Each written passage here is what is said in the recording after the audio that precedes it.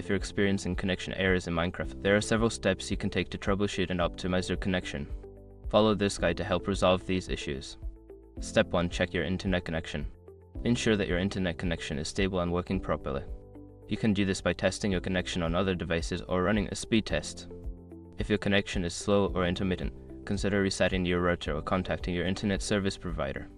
Step 2. Update Minecraft. Make sure you are using the latest version of Minecraft. Updates often include bug fixes and improvements that can resolve connection issues. Open the Minecraft launcher and check for any available updates, then install them. Step 3. Adjust firewall and antivirus settings. Sometimes, firewalls and antivirus programs can block Minecraft from connecting to the internet. Check your firewall settings to ensure that Minecraft is allowed through. You may need to add an exception for the game in your firewall or antivirus software. Step 4. Change DNS settings. Switching to a different DNS server can improve your connection.